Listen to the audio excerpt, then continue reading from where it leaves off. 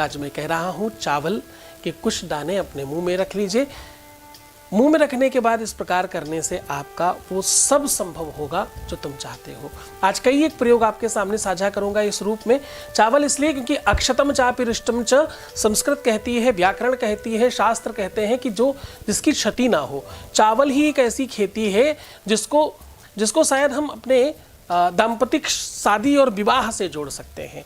जिस प्रकार से विवाह में एक परिवार दूसरे परिवार से जुड़ता है, जिस प्रकार से शादी में विवाह में एक परिवार दूसरे परिवार का हो जाता है, एक बच्चा दूसरे बच्चे का हो जाता है, उसी प्रकार धान मतलब जो चावल की खेती वो ऐसी ही होती है। चावल बोया कहीं और जाता, रोपा कहीं और जाता और फिर निकाला कहीं और जाता।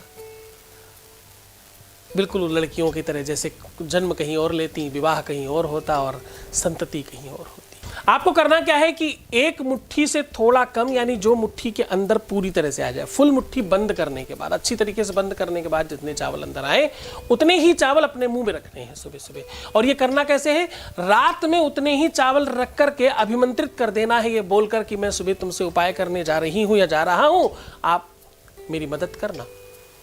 फिर उन्हीं चावलों को सुबह अपने मुंह में रख लेना है, उठते ही, बिना कुछ बोले, बिना कुछ खाए, बिना कुछ पिए, बिना कुछ भी किए।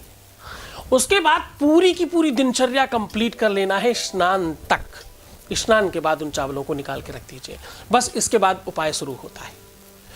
उन चावलों को जिनको भी खिला देंगे वो तुम्हारे वश में हो जाएंगे। उन चावलों को जिसके ऊपर छिड़क देंगे वो व्यक्ति तुम्हारे हिसाब से काम करने लग जाएगा। उन चावलों को जिसकी फोटो के साथ रख देंगे वो व्यक्ति तुम्हारी तरफ आकर्षित हो जाएगा। उन चावलों को जिसके घर में फेंक देंगे उसके घर में तुम्हारी चलने लग जाएगी। उन चावलों को जिसके बिस्तर के नीचे रख देंगे उसकी दिन और रात की चैन तुम्हारे बगैर नहीं होगी, तुम ही सब कुछ उसे दिखाई पड़ोगे।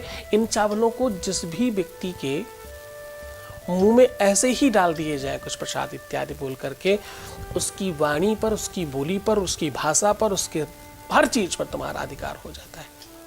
इन चावलों को जिसकी पर्स में रख दिया जाए उसके पैसे तुम्हारे पास आने लग जाते हैं।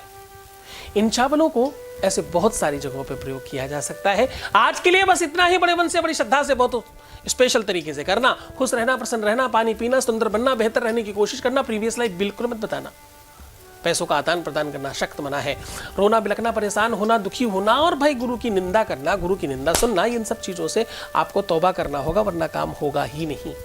इस बात को पहले से समझ के रखिएगा।